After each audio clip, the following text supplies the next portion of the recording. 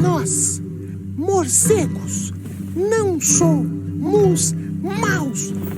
E vamos dizer por quê. Olá, queridos morcegadores! Bem-vindos ao 57º episódio do Morcegando, um cast para um bate-papo. Eu sou a bióloga Erika Munhoz e hoje a gente vai falar sobre morcegos, esses animais incríveis, mas muito mal julgados pelas pessoas.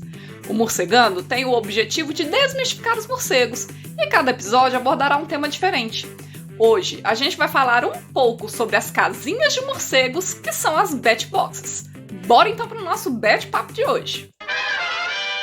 Holy anagrams, what's the answer? O episódio de hoje é para responder uma curiosidade do morcegador Gabriel Melo, lá de Cuiabá, sobre as Bat Houses e as Batboxes.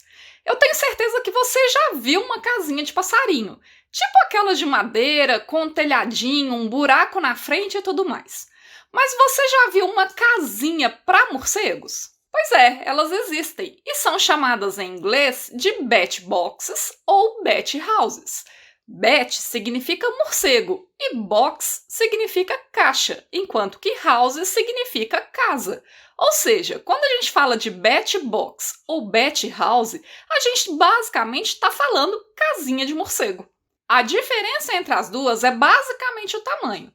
A Bat Box costuma ser menor, enquanto a Bat House costuma ser maior. Mas, sinceramente, eu acho difícil definir qual é exatamente o tamanho para ser considerado uma Batbox ou uma Bat House, porque não existe nenhum tipo de padronização dessas casinhas, seja do ponto de vista do tamanho, da forma, da cor, da composição ou de qualquer outra característica. Então, ao longo do episódio todo, eu vou me referir a essas casinhas de morcegos apenas como Batboxes. Bom, e aí, quando é que a ideia das Batboxes surgiram? Não se sabe exatamente. Quando a gente vai procurar na literatura científica, existem raríssimos trabalhos sobre a invenção das Batboxes. O que a gente sabe é que na literatura já existiam há muitos anos o relato de casinhas para outros animais, como, por exemplo, as próprias casinhas de passarinhos. E parece que a primeira sugestão do uso de casinhas também para os morcegos utilizarem como abrigos artificiais surgiu há mais de um século atrás, sendo os primeiros relatos de uso para os morcegos data mais ou menos do início de 1900 nos Estados Unidos e em 1918 na França. E por que surgiram as ideias de utilizar Batboxes como abrigos artificiais para os morcegos? Pelo mesmo objetivo até hoje, que é tentar auxiliar na conservação desses animais devido à perda dos seus hábitats. Desde o início da Revolução Industrial, a destruição de cavernas e florestas aumentou absurdamente no mundo todo. A supressão de árvores em alguns locais foram e é tão grande, como por exemplo nos Estados Unidos e na Europa, que não é à toa que o surgimento das ideias de Batboxes para auxiliar na conservação dos morcegos iniciaram por lá há mais de 100 anos. Mas como é que essas Batboxes auxiliam nessa conservação dos morcegos? É simples, basicamente dando abrigo para os animais. E se eles têm abrigo, eles conseguem dormir, reproduzir, socializar e se manterem protegidos de predadores. Então, basicamente, as Batboxes são alternativas de abrigos para tentar minimizar os impactos da redução da disponibilidade de hábitats e abrigos aos animais. Aqui no Brasil, a ideia do uso das Batboxes tem começado a surgir, mas ainda é de uma forma muito esporádica, muito rara. Mas em vários países, principalmente do hemisfério norte, sobretudo na Europa e nos Estados Unidos, é extremamente comum a instalação de Batboxes em vários locais, especialmente em áreas urbanas, como nos troncos de árvores, em parques ou junto à parede externa de algumas casas das pessoas. E a ideia das Batboxes realmente é muito legal.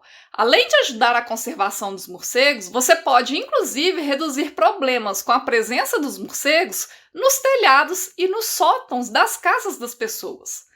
Mas, infelizmente, nem tudo são flores. E a instalação das Batboxes, se não for muito bem planejada, ela pode muito mais prejudicar os animais do que ajudar. Um dos principais problemas enfrentados é o superaquecimento dos animais dentro das Batboxes. Se começar a esquentar demais lá dentro, os animais simplesmente não vão sair procurar outro lugar mais fresco. Por mais que os morcegos sejam inteligentes, eles não são pequenos humanos que pensam: nossa, aqui tá muito quente, eu vou ali debaixo daquela árvore que tá mais fresquinho por enquanto e amanhã eu vou procurar um outro lugar para morar. Gente, os bichos eles vão ficar ali e se esquentar demais, eles vão morrer. E exemplos não faltam disso em várias batboxes em diferentes lugares do mundo. Ou seja, não é só construir uma batbox e instalar ela em qualquer lugar. Tem que ter todo um planejamento, estudo e acompanhamento da batbox, porque existem dezenas de variáveis que podem causar efeitos negativos sobre os animais. Então eu vou citar alguns exemplos dessas variáveis, e todas elas são dependentes umas das outras em algum grau. Primeiro exemplo é o tamanho. Quanto menor for a batbox, a tendência é uma menor estabilidade térmica.